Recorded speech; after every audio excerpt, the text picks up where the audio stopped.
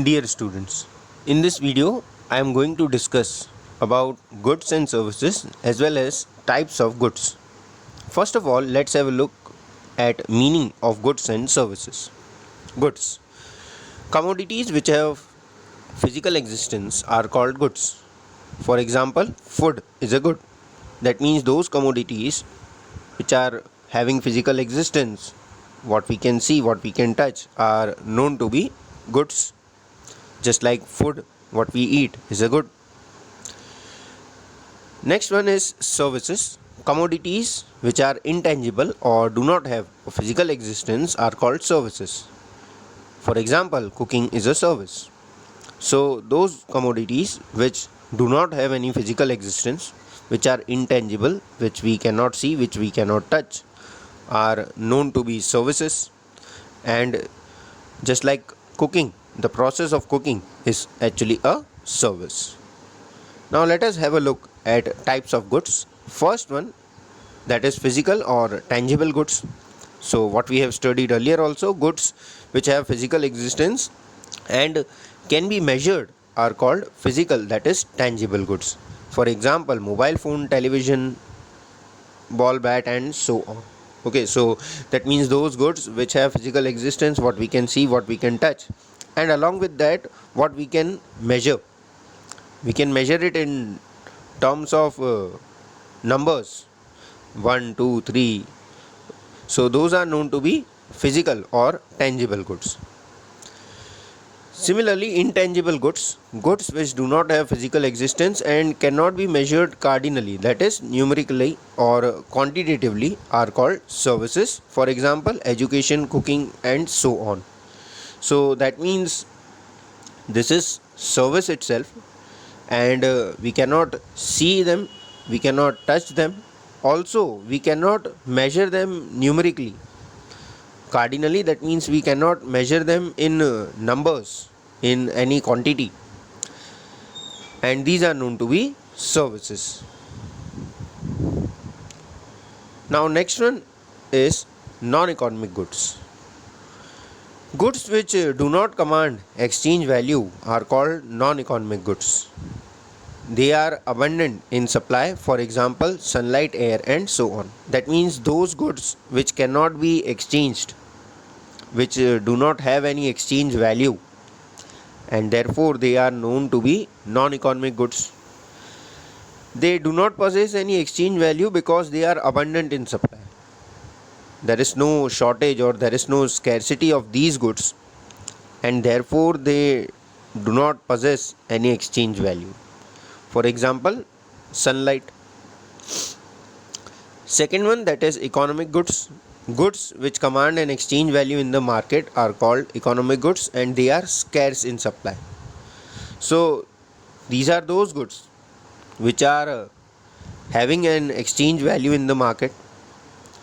And why do they command an exchange value? Because they are scarce in supply.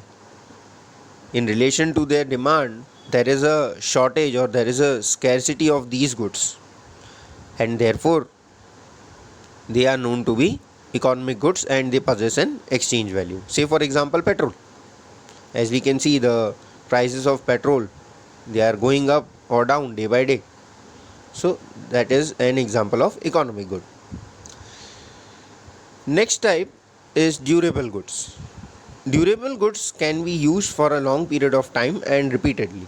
So that means these are those goods which can be used for a longer period of time, and it can be used repeatedly. That means once it has been used, it can be used again and again and again. Say for example, your uniform, your shoes, what you wear, they can be used for a long period of time, and also they can be used repeatedly. Second one, that is perishable goods. Perishable goods cannot last for a long time and are consumable only once. So that means perishable goods are those which cannot be stored or which cannot last for a longer period of time, and once they are used, they are exhausted. Once if we use it, they are finished over there itself. Say for example, fruits, milk, and so on. Next one is private goods. Private goods are owned and used by private individuals, as the name itself suggests, just like private property. So, this is also private goods. These are owned and are used by a private individual, by a person himself or herself. Say, for example, the house where we live in, or the vehicle which we use, those are our private goods. We have the right to use those goods.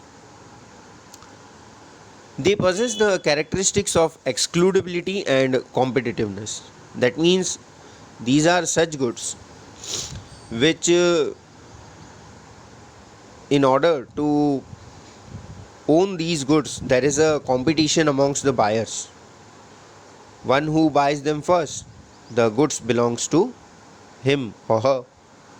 And also, when one person is using that good, then at the same time other person is being excluded from using those goods. Second one is public goods. Public goods are owned by the government or a group of people, and they are used collectively. So that means public goods are owned by a government. Its ownership is not private, or even if it is private, then it belongs to a group of people. And because it belongs to a group of people, it can be used by those group of people or more than one persons at the same time. Say, for example, a public garden, railway. They possess the characteristics of joint demand and collective consumption. So, because they are owned by government, or because they are owned by a group of people, and hence they are demanded jointly, and not only jointly demanded, they are also consumed jointly. More than one people use them at the same time. Next one is consumers goods. When a consumer consumes a good, and this good is capable of satisfying a particular want directly, then it is called a consumer good. For example, cooked food. So that means these are those goods which are directly consumed by a consumer like us, and these are capable to satisfy our wants directly.